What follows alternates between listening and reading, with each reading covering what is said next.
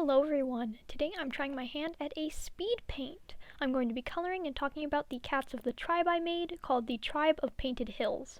The story goes that some tribe cats didn't want to live in the mountains anymore, so they left and merged some of their culture with clan culture. Anyway, context aside, let's begin with the Stone Teller. Stone Teller, otherwise known as Wolf that Howls at Midnight, is the only tribe cat who can remember the mountains. In his prime, he was a wonderful leader and had a strong connection with his clanmates, but as he got older, he became more secluded, and now the clan often does stuff without consulting him. In healer position sits Owl that hunts in moonlight. This sour, short-tempered Tom has been healer for a good few moons, and though his clan trusts him well, no one would call him a friend exactly. Even when younger, he never got on well with his parents or sister. Owl finds 2Bs extremely annoying, especially Whisker. On to prey hunters. We'll start with the oldest, Stone Shrouded in Darkness, a sensible yet feisty she-cat. She has earned her place in the clan by having 4 litters with her mate Bee buzzing near flowers, who has since passed. Stone is the tribe's gossip central. If you ever need info, she's your cat. Next, one of Stone's kits, Raven watching intently. This skillful Tom is usually quite quiet and reserved. The only times he is seen really enjoying himself is when with his mate Crane, of whom he loves greatly and would do anything for, even lie or kill. It's truly a question as to where his morals stand. Now for Crane that wades in water, a not-so-loving sister, mate, or mother. This paranoid she-cat is always worried of what her tribe mates think of her. Most cats would recognize she only uses Raven to get her info, and, needless to say, kits were not the intention of the relationship. Next, another of Stone's kits, Sky that is empty of clouds. Quite an ironic name, considering this Tom could be mistaken for a cloud himself. Sky was the runt of his litter, and born completely mute. He can often be found hanging around his sister or mate, or playing with his kits near the nursery. Continuing to cave guards, we have Stone's brother, Fawn that hides in grass. When asked why he doesn't have a mate or kits at such an old age, he always replies, "Because I fell in love," a reference to his mate, Pebble Sparkling in Sun, who sadly died of green cough along with their 2 unborn kits. Despite his age, Fawn is still the tribe's strongest guard. Now the light-hearted and energetic Vine that Sways in Wind. This she-cat greatly contrasts her slower, more careful sister. Vine claims she could never hold a grudge, and this proved true with her being friends with Fawn despite him turning down her offer to be mates. Next comes Beetle that Crawls on Log. This Tom is stern and unfriendly. He prefers work to socializing any day, and often pretends his kits aren't even there. This being the reason he and his mate Primrose split up while their kits were still in the nursery. Often, his brother will ask for advice about raising kits, but he'll just shrug and leave. Speaking of Beetle's brother, we now have Leap of Startled Hare, a suiting name for such a stressed and worried cat. Leap is always fussing over his mate, Puddle, especially now she's expecting kits. He will often put Puddle before all else, including his tribe duties and himself. Last of the cave guards, we have Thunder of Coming Storm, another of Stone's kits and Sky's littermate. This she-cat is always ready for a battle, but would never purposely stir up trouble with the clans. She is usually found helping speak for her brother and is rumored to be next in line for Stone Teller.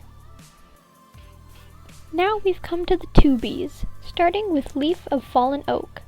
One of Sky and Mist's kits, she will surely make a good addition to the tribe.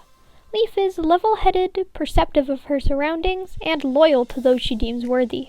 She'd have been made a prey hunter already if it weren't for her brother. Leaf's biggest enemy is Rain, who she finds bossy and impulsive. Now, Leaf's brother, Ash of Smoldered Flame, is an odd cat by both tribe and clan standards. He's quite smart, but also has a very hard time focusing, and will often be found just staring at the ground rather than paying attention to lessons. For this, his ceremony was held back, and his sister stayed with him. Next, we have Whisker of Quivering Prey, who got the unfortunate position of runt of Beetle and Primrose's litter. He's been picked on by his den mates, siblings, and even his father since he was little. He was always infatuated with stories told about the tribe of endless hunting, and is constantly afraid of getting a prophecy, so he will tell Owl about any time he has a dream.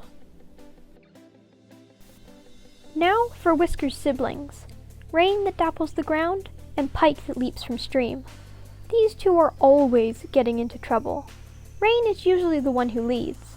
She is tough and fearless, which can be dangerous at times. Though she's built more to be a prey hunter, Rain is determined to become a cave guard, so she can prove she's not just a pretty she-cat. Pike, on the other paw, is a follower, and an overexcitable one at that. He loves fighting crows in the fields, taunting dogs in two-leg place, and lightheartedly teasing his brother. Our final 2B is Glow of Moon at Dusk, who has an interesting backstory. She was found near Two-Leg Place, seemingly abandoned, and brought back to be raised by Primrose. She's whiny and often uses her thought-to-be kitty pet heritage as an excuse to do less work. Moving into kit mothers, we have Primrose Wilting in Drought, the resident permanent kit mother. Snappy and short-tempered, she never really got over her breakup with Beetle, and though she takes it out on everyone else, she really blames herself for rushing into a relationship. Next is Mist that hangs over grass. After her and Sky's first successful litter, she wanted to try again.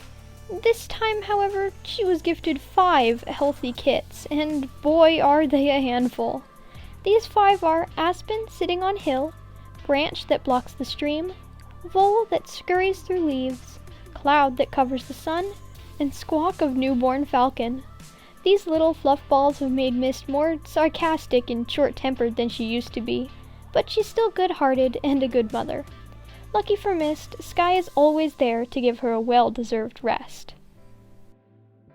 Our last kit mother is Puddle that reflects the stars, who's expecting her and Leap's first litter soon. She's Stone's last kit. Her odd appearance is caused by a disease called vitiligo, which creates a lack of pigment and symmetrical splotches. Despite what people think, she quite enjoys having Leap fuss over her all the time. Before we move on, we have Crane and Raven's kits to talk about. Dandelion that's soon to sprout, and Clover that waits for rain. Clover still seems quite young and wide-eyed, while Dandelion's mind is more developed. He's recognized that his parents rarely visit, so must not love him, and he hates them for it. Finally, we have made it to the Elders, where we find Dust that flies with wind, an old Tom who had to retire early due to his loss of hearing in both ears and loss of vision in both eyes. He was once good friends with Stoneteller, but once he retired, they grew apart. He is mates with Splash of Leaping Frog, and together they had Vine and Primrose.